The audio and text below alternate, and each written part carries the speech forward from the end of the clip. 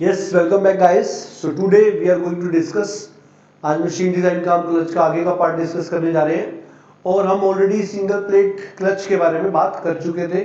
उसके अंदर energy loss की बात कर चुके थे, यूपीटी डब्ल्यूटी की बात कर चुके थे और लेक्चर के कंप्लीशन के बाद बहुत सारे न्यूमेरिकल में हम लोग करेंगे।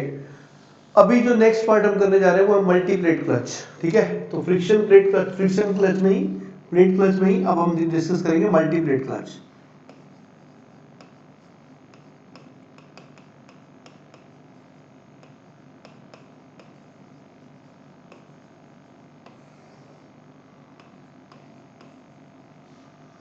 अगर हम मल्टी प्लेट क्लच की बात कर रहे हैं तो मल्टी प्लेट क्लच क्या होता है? सो माय डियर, नाम ही बता रहा है मल्टी प्लेट, मतलब एक से ज्यादा फ्रिक्शन सरफेस होंगे, ठीक है। तो अगर हम यहां पर बात करें तो सबसे पहले तो मैं वही ड्राइवर शाफ्ट ही बना दे रहा हूं आपको। ये ड्राइवर शाफ्ट है और ड्राइवर शाफ्ट के साथ ये एक प्लेट होती है और इसके ऊपर बहुत सारी मल्टीपल प्लेट्स लगी होती हैं और इसके साथ ये तो ड्राइवर शाफ्ट है, मैं लिख देता हूं ये ड्राइवर शाफ्ट है। एक होता है ड्रिवन शाफ्ट और ड्रिवन शाफ्ट जो होता है वो एक स्प्लाइन शाफ्ट होता है। वो सिंगल प्लेट क्लच में भी स्प्लाइन होता है, वहां मैंने बनाया नहीं था क्योंकि वहां बहुत ज्यादा मतलब उसके बारे में हमने बात करी नहीं थी। अदरवाइज ये जो शाफ्ट है ये स्प्लाइन शाफ्ट होता है। स्प्लाइंस आप समझ ही रहे हैं क्या होती है। और ये जो स्प्लाइन शाफ्ट होता है इसके ऊपर बहुत सारी मूवेबल प्लेट्स होती हैं, जैसे ये मूवेबल प्लेट है। अब ये दो प्लेट नहीं, एक ही प्लेट है। एक प्लेट है जिसका इनर डायमीटर ये है और आउटर डायमीटर ये है। ऐसी है ये प्लेट, होलो प्लेट है ये, मतलब ये समझ लो, समझ गए। तो फिर एक और प्लेट है, फिर एक और प्लेट है। ओके, सो इस तरह की कितने भी प्लेट हो सकती है, मल्टीपल सरफेस है। उम्मीद करता हूं आपको समझ में आ रहा होगा ये बात। और यहां पर भी अगर हम बात करें तो यहां पर भी कुछ प्लेट्स होती हैं और जब मैं ये प्लेट्स बना रहा हूं तो ये प्लेट्स भी वैसी ही हैं। कैसी हैं? मतलब ये इनर सरफेस और ये आउटर सरफेस, समझ पा रहे हैं? इस तरीके से ये प्लेट्स हैं। तो मैंने आपसे कहा ये स्प्लाइन शाफ्ट है और ये ड्रिवन है, इसको ड्रिवन शाफ्ट बोलते हैं, इसको बोलते हैं ड्रिवन शाफ्ट। सो गाइस, अगर ऐसा है ये ड्राइवर और ये ड्रिवन और ये इसके अंदर ये स्प्लाइन शाफ्ट है, this is a spline shaft.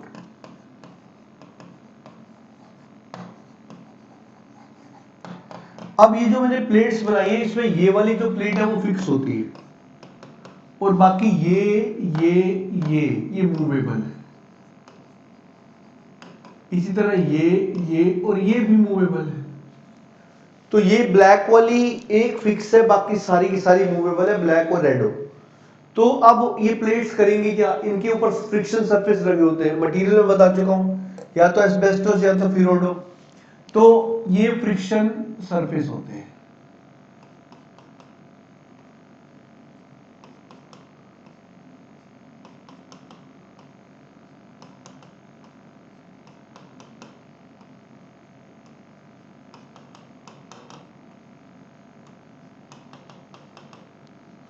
Like that.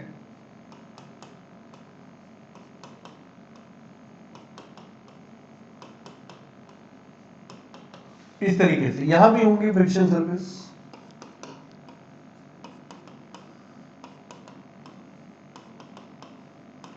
Friction lining material.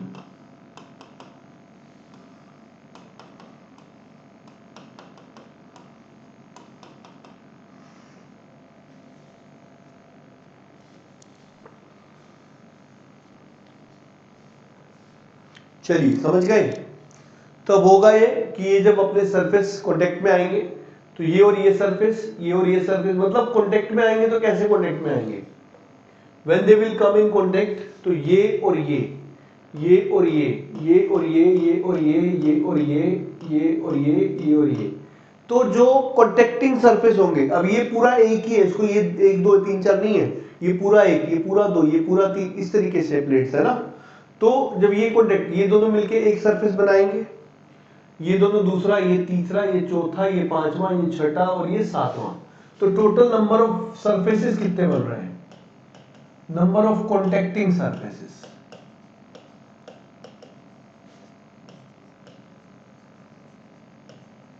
ये बन रहे हैं 7। और वैसे इंडिविजुअली प्लेट देखो तो 1 2 3 4 ड्राइवर पे है। तो N1 is number of plates on driver, N2 is number of plates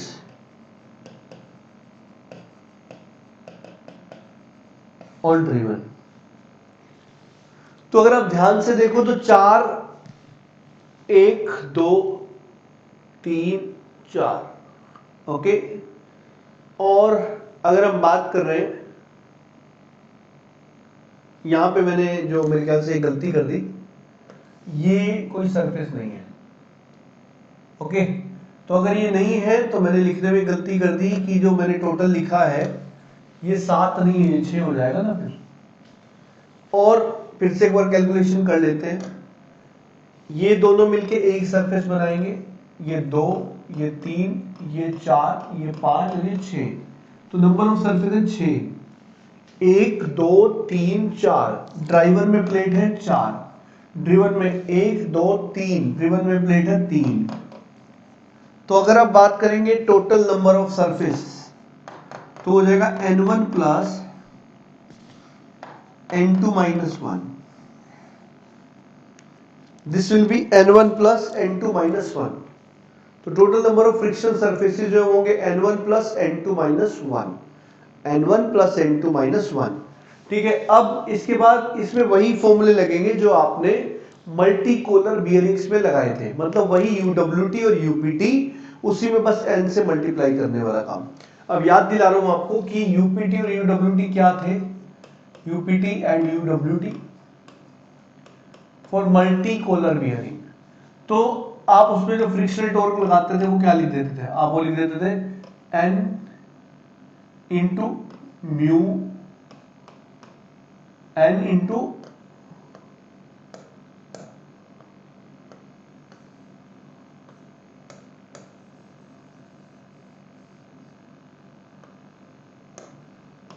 TF by UPT 2/3 N into mu W R not cube minus RI cube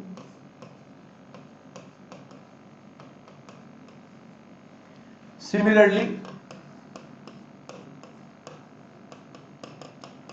1/2। अब अगर आप R मीन लिख रहे हो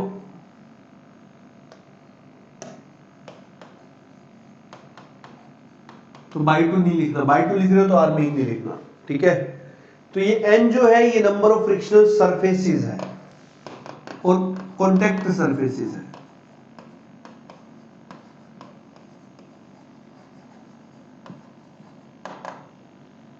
और यहां जो W होता था वो W कोलर होता था, W कोलर।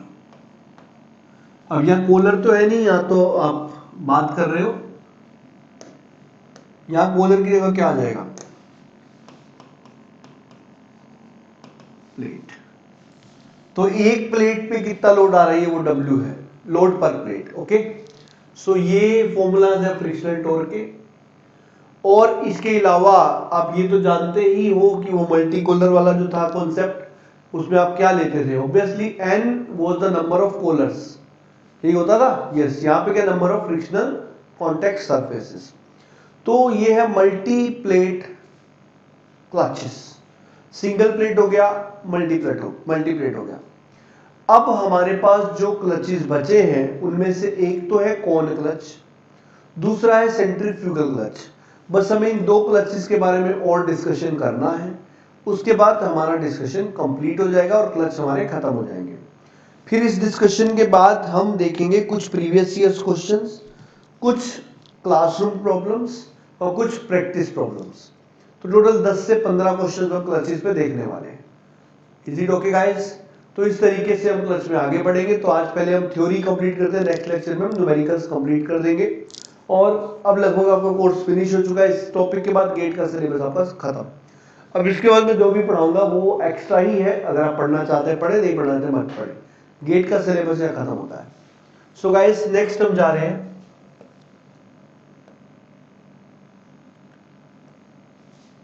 Centrifugal clutch.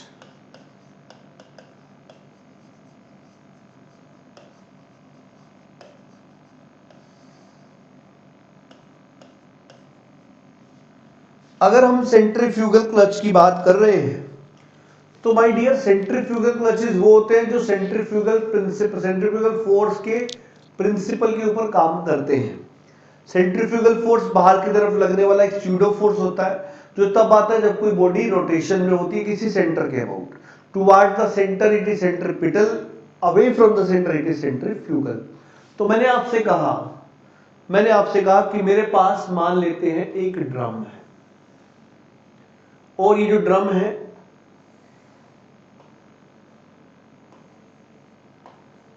इसका रेडियस आर डी है।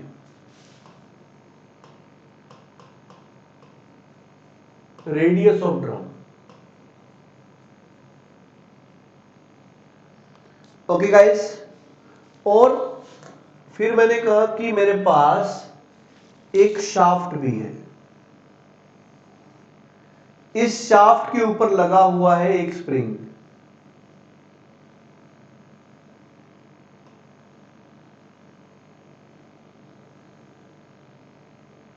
This is a shoe of mass m, spring of stiffness s। And guys अभी अगर मैं बात करता हूं तो इस डिस्टेंस को मान लेते हैं RC। ये वो डिस्टेंस है जो शू के CG और सेंट्रोइड से सेंटर का डिस्टेंस है, ये RC हो गया। अब मैं आपको यह भी बता देना चाहता हूं कि यहां पर कुछ फ्रिक्शन सरफेसेस हैं।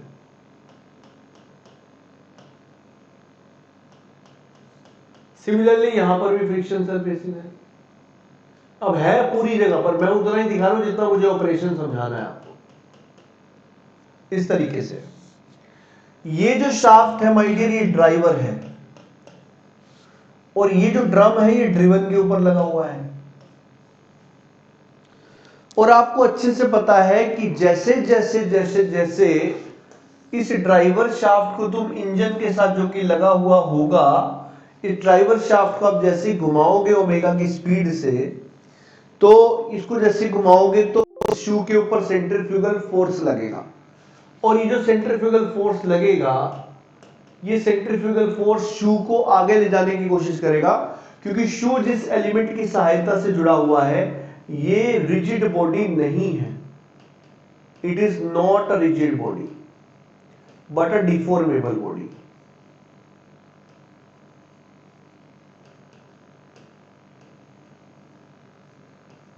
ये एक डिफॉर्मेबल बॉडी है।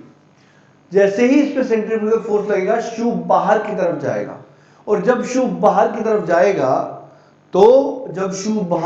जाएगा तो माय डियर जैसे ही शू बाहर गया शू टकराएगा ड्रम के साथ। कब? एक स्पीड के ऊपर, स्पीड बढ़ रही है, बट ऐसा नहीं है कि बाहर की तरफ ही फोर्स लग रहा है, अंदर की तरफ भी। जैसे स्प्रिंग ये शू ऊपर गया तो स्प्रिंग क्या हो गया?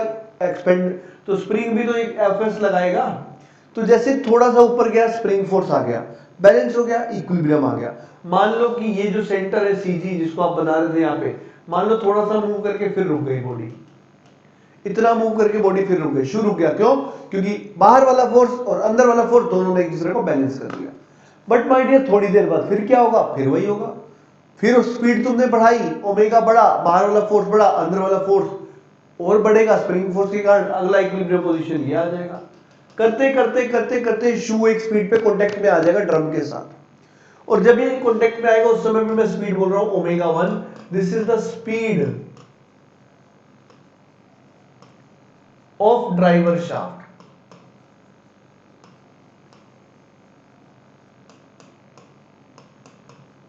at an instant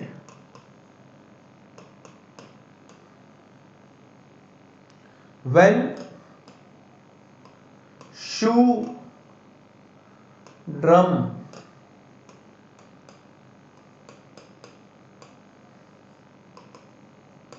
contact begins. तो जब शू और ड्रम का कॉन्टैक्ट शुरू होगा उस समय की स्पीड है ओमेगा 1। उस समय की स्पीड कितनी है? ओमेगा 1। ये वो समय है जब कॉन्टैक्ट शुरू होगा, दोनों के बीच में होना। और अब जब कॉन्टैक्ट शुरू होगा तो माय डियर दोनों फ्रिक्शन सरफेस होने के कारण शाफ्ट क्योंकि घूम रहा तो शू भी तो घूमेगा, और शू अगर घूमेगा और ये कॉन्टैक्ट में होगा ड्रम के तो ड्रम को भी तो घुमाएगा, और जब घुमाने की कोशिश करेगा तो ऑब्वियस सी बात है इस डायरेक्शन में फ्रिक्शन फोर्स लगेगा जब ये घुमाएगा ऐसे। When it will rotate like this some friction force will be coming on the friction surface which will try to rotate the drum। और जब ये फ्रिक्शन फोर्स लगेगा, दिस फ्रिक्शन फोर्स लाइक जो एक फोर्स लग रहा है आपका Fc नीचे, Fc ऊपर और Fs नीचे। तो अगर मैं आपसे पूछूं कि जो फ्रिक्शन लाइनिंग मटेरियल है, अगर मैं आपसे पूछूं कि जो फ्रिक्शन लाइनिंग मटेरियल है, जो फ्रिक्शन लाइनिंग मटेरियल है उस पे नॉर्मल फोर्स कितना काम कर रहा है, तो उस पे नॉर्मल फोर्स काम कर रहा है Fc माइनस Fs। ये नेट फोर्स है।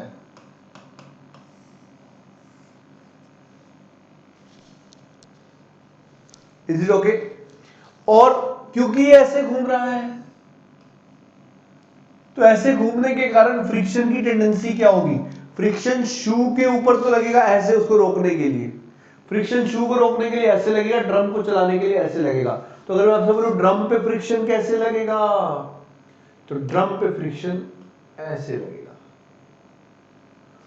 और अगर ड्रम पे फ्रिक्शन ऐसे लगेगा तो ये जो फ्रिक्शन फोर्स होगा ड्रम पे वो किसके बराबर होगा? किसके बराबर होगा? That will be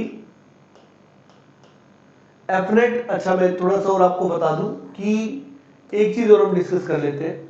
net force में आप लोग को डाउट आ सकता है कि नेट फोर्स ये कैसे आया। भाई एक ओमेगा 1 स्पीड थी जिस पे कांटेक्ट बनना शुरू होगा, एक बार कांटेक्ट बन गया, अब अगर स्पीड ओमेगा 1 से हो जाती है, अब अगर स्पीड ओमेगा 1 से हो जाती है ओमेगा 2, तो माय डियर अब शू इससे बाहर तो जा नहीं सकता, ड्रम से बाहर। तो अब जो फोर्स लगेगा वो नेट फोर्स क्रिएट करेगा। मतलब एक समय था जब Fc1 जो कि mr ओमेगा 1 स्क्वायर था, ये स्प्रिंग फोर्स के बराबर आ गया होगा, ताकि जब ऊपर वाला फोर्स और नीचे वाला फोर्स बराबर हो गए तो नेट फोर्स क्या होगा? 0, बट कॉन्टैक्ट रहेगा उस समय पर थोड़ी देर बाद जब ये ओमेगा 1 से ओमेगा 2 होगा तो सेंट्रीफ्यूगल फोर्स कितना हो जाएगा? mr omega 2 square. पर माय डियर जो स्प्रिंग है वो तो और एक्सपेंड हुआ ही नहीं, तो स्प्रिंग फोर्स तो उतना ही रह गया। तो इसलिए एक नेट फोर्स डेवलप हो जाएगा सरफेस के ऊपर जो कि होगा Fc2 माइनस Fs। पर Fs किसके बराबर है? Fc1 के। तो Fc2 माइनस Fc1, तो F नेट बराबर होगा Fc2 माइनस Fc1 के, मतलब mr omega 2 square minus mr omega 1 square. This will be the net force acting.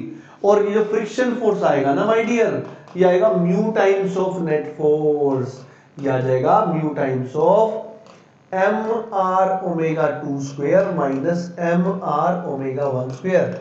अब प्लस बात ये है कि इस समय r है क्या बेसिकली। सो माय डियर इस समय अगर r की आप बात करो, जब कॉन्टैक्ट शुरू हो जाएगा, जब कॉन्टैक्ट शुरू होगा तो शू कहां होगा? जब कॉन्टैक्ट शुरू होगा तो शू कहां होगा?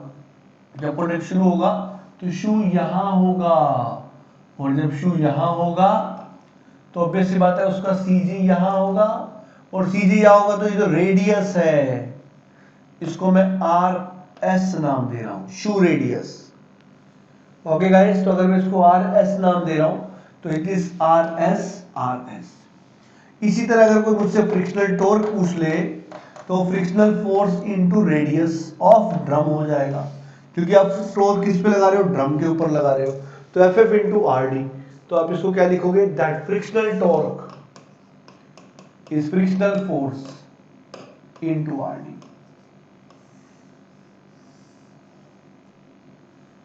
This is the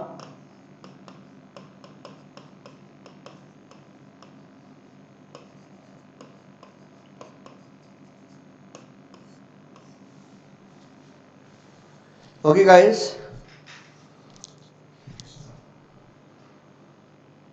it okay guys? Are you getting it? Please tell me. This is basically the way how centrifugal clutches are explained. अब इस तरीके से हम इसको करते हैं एक्सप्लेन। अब कल को बोल दे कि असली में कोई एक शू थोड़ी होगा, नंबर ऑफ शूज होते हैं, तो नंबर ऑफ शूज कितने हैं n, तो तब ये फ्रिक्शनल टॉर्क कितना हो जाएगा n ff into R D. तो इस तरीके से सेंट्रीफ्यूगल क्लचेज होते हैं। They are working on the principle of centrifugal forces, क्योंकि सेंट्रीफ्यूगल फोर्स बाहर की तरफ काम करता है, तो ये सेंट्रीफ्यूगल फोर्स के प्रिंसिपल पे काम करते हैं। वन। अब हमारे बच्चे सिर्फ कौन क्लच और इन सब टाइप की क्लचेस में हम क्वेश्चंस तो देखेंगे ही, वो तो श्योर है। तो ये कौन से क्लच है? Centrifugal clutch. सो गाइस, इस पर जो क्वेश्चंस आते हैं वो पावर, फ्रिक्शनल टॉर्क। भाई फ्रिक्शनल पावर क्या होगी? TF into omega.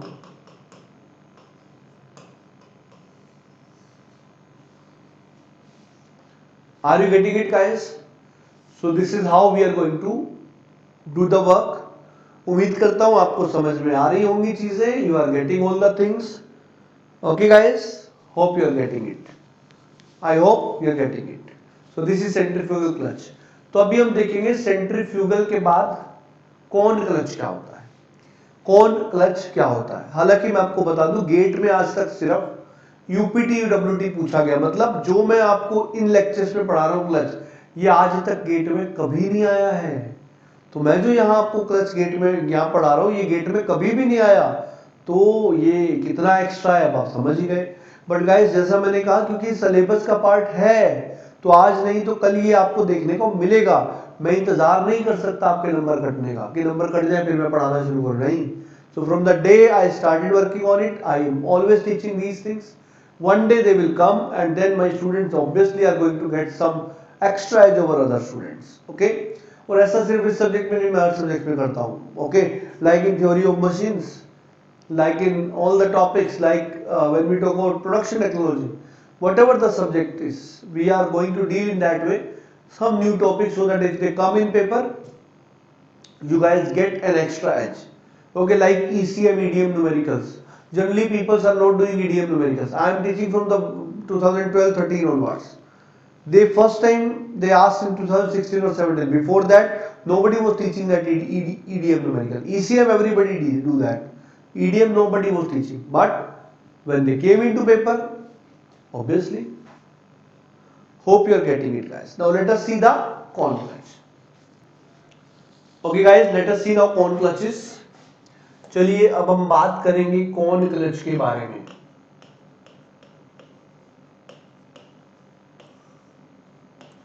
देखो, इनकी जो कंस्ट्रक्शन वर्किंग है, कुछ लोग को ये उम्मीदें लग जाती हैं कि ऑटोमोबाइल जो 7th सेमेस्टर में आप कॉलेज में पढ़ते हो वो मैं पढ़ाऊंगा यहाँ। Guys, the subject is not automobiles engineering, subject is machine design. तो यहाँ मैं बात सिर्फ डिजाइन की करूंगा, समझ रहे हैं? ऐसा नहीं कि मैं कौन क्लच की यहाँ पे कंस्ट्रक्शन डिटेल आपको पढ़ा रहा हूँ, वो सब इसका पार्ट नहीं है। हम यहाँ पर देखते हैं सिर्फ डिजाइन एस्पेक्ट क्या है उस चीज का, ठीक है?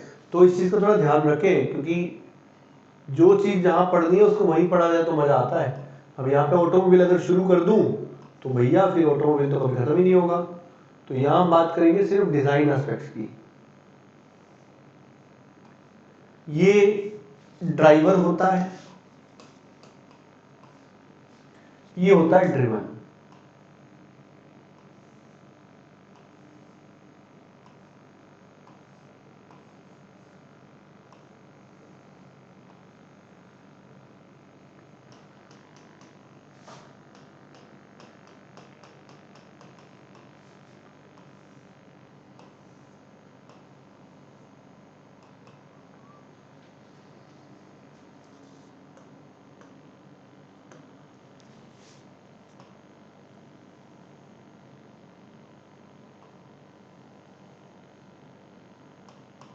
This is friction surface,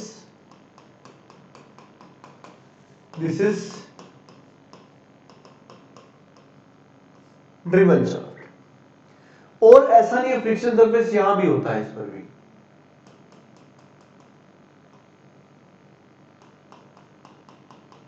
और ये जो एंगल है ना, अल्फा, इसको बोलते हैं semi cone angle.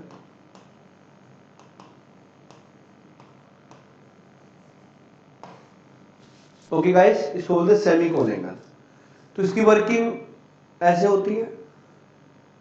Okay guys, engagement disengagement. और उसके बाद आपको पता ही है, जब ड्राइवर ऐसे घूमेगा ड्रिवन भी घूमेगा। चलिए, तो अब अगर हम फ्रिक्शन सरफेस की बात करते हैं, when we are talking about the friction surface,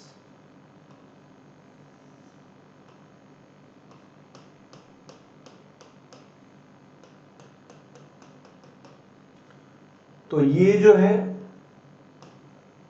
are I है, आर नोट है, अल्फा है। Alpha is semi cone angle.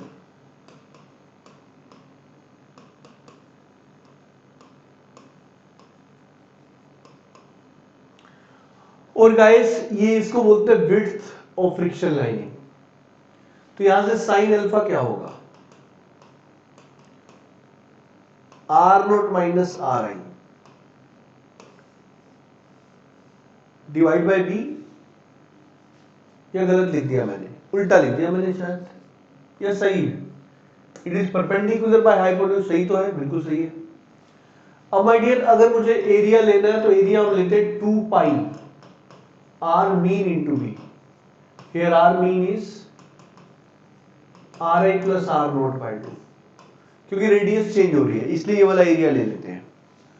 अब माय डियर, अगर हम बात करते हैं जब फ्रिक्शन लाइनिंग ऐसे आपस में मिलते हैं तो दो तरह के फोर्सेस होते हैं यहां पर।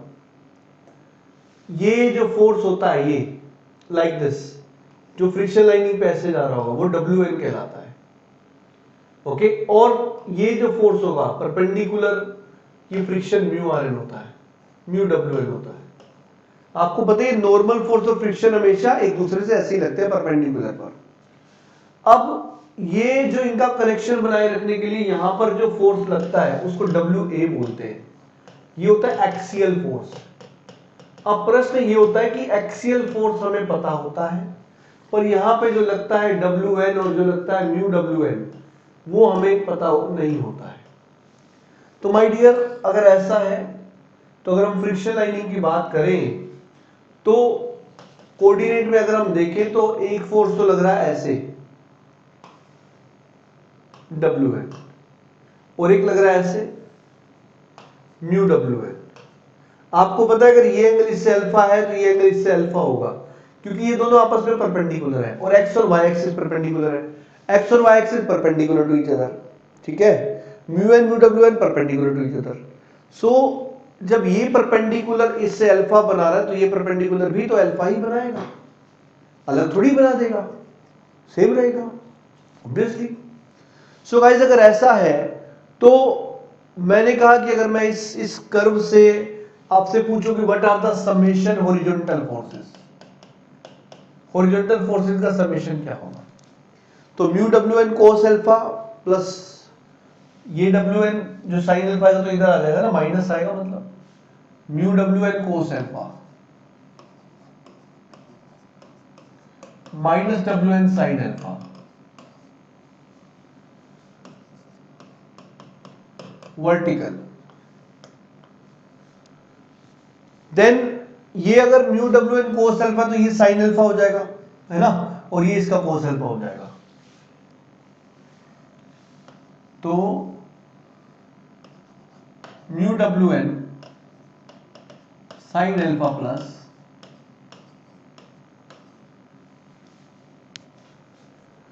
W N cos alpha.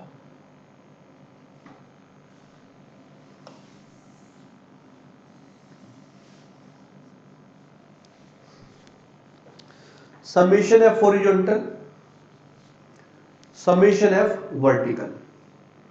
Okay guys, so hope आपको समझ में आ रहा है। Are you getting it guys? Are you getting it? Yes. So this is summation horizontal, this is summation vertical. अब अगर आप ध्यान से देखेंगे तो जो हॉरिजॉन्टल फोर्स है डब्ल्यू एक्सियल हमारा यहां आ रहा था, तो डब्ल्यू एक्सियल का अगर मैं रिलेशन लिखना चाहता हूं तो अगर मैं यहां पे देखो this is mu W N cos alpha, mu W N sine alpha, देखो म्यू भी 0 से 0.5 के बीच में, कोस अल्फा 0 से 1 के बीच में, तो ये दो क्वांटिटीज आ गई डेसिमल वाली। तो वैसे तो अगर आपको एग्जैक्ट सॉल्यूशन चाहिए तो आप इन्हीं इक्वेशंस को यूज करो, पर अगर आप अप्रोक्सीमेशन लेना चाहते हो तो I am going with approximation. तो अगर हम अप्रोक्सीमेशन लेते हैं यहां पर तो ये ले सकते हैं कि भाई म्यू और कोस अल्फा दोनों एक से छोटे, दोनों का प्रोडक्ट बहुत छोटा हो जाएगा, तो इनके प्रोडक्ट को इग्नोर करें अगर हम, जैसे mu W N cos alpha, यहां पर अगर हम ध्यान से देखें mu W N cos alpha, this is mu W N cos alpha, this is W N sine, W N obviously यही आएगा डब्ल्यू एन साइन अल्फा। तो अगर हम इसको देखते हैं तो जो हमारे पास समेशन हॉरिजॉन्टल निकल के आ रहा है प्लस माइनस सिर्फ डायरेक्शन की वजह से है, वो डब्ल्यू एन साइन अल्फा ही आ रहा है। और अगर आप इसको डब्ल्यू ए से इक्वेट करेंगे क्योंकि डायरेक्शन दोनों की अपोजिट है तो बस इसीलिए माइनस आ रहा है, तो जो डब्ल्यू एन की वैल्यू आएगी वो आएगी W A by sine alpha. अब ये देखो माइनस साइन आने का रीजन क्या है, वो डिपेंड करता है कि आप कौन से वाले पे कंसीडर कर रहे हो। मैंने जब डब्ल्यू एन ऐसे लिया, म्यू डब्ल्यू एन ऐसे लिया, तो आपको पता है कि वो जब ऐसे एक्ट कर रहा था,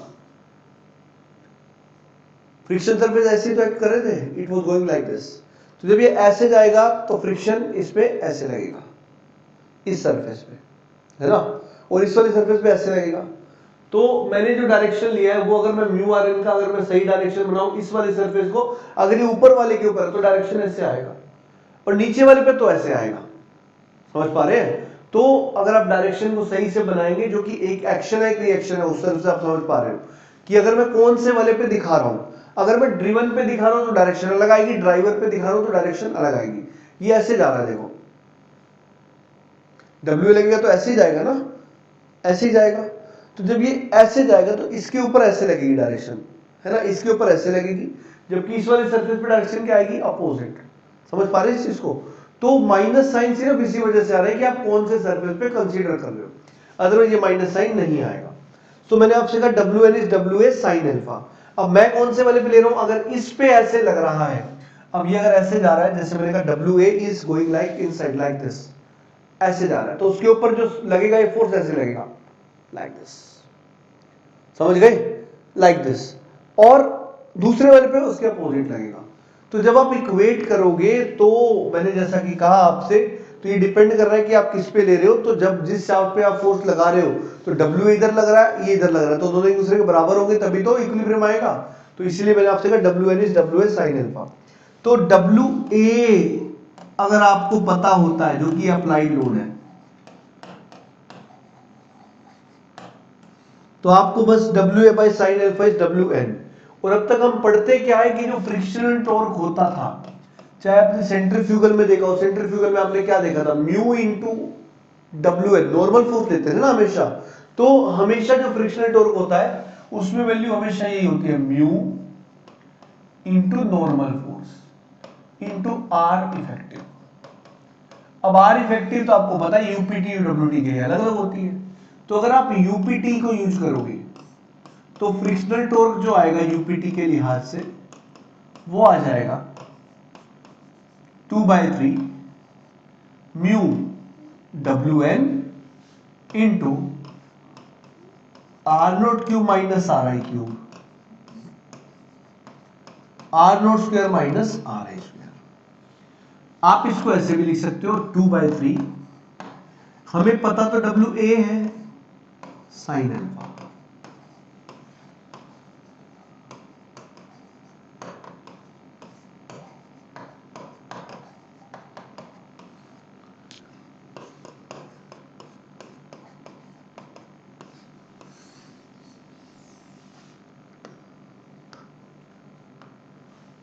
अब देख लेते हैं UWT।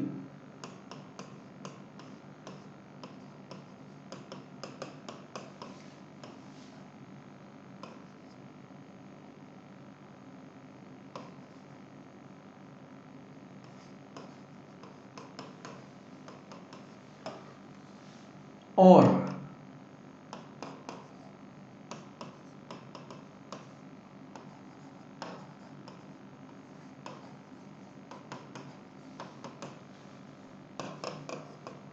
तो आपकी मर्जी है, आप इसको डब्ल्यू ए की टर्म में याद करो, डब्ल्यू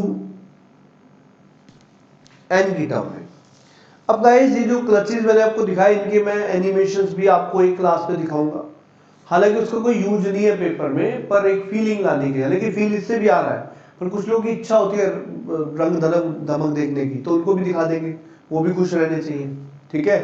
अदरवाइज मैं आपको एक बात बता देता हूं कि जो प्लेट्स मैं आपको मल्टीप्लेट क्लचेस में दिखा रहा था, बेसिकली जब आप इनको देखोगे ना तो ऐसे होता है। ये ड्राइवर शाफ्ट है, फिर ये जैसे जो मैंने बनाया इस तरीके से, जैसे मैंने बनाया तो होता ये कुछ इस तरीके की प्लेट्स होती है, और इन प्लेट्स के अंदर जैसे रोड जारी होती है 4 जगह से।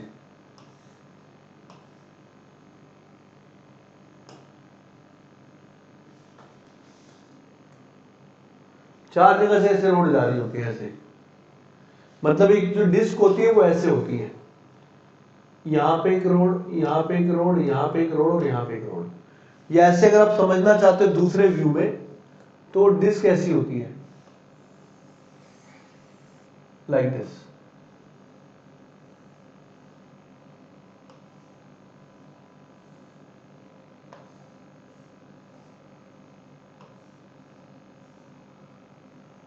और यहां से रोड जारी होती है।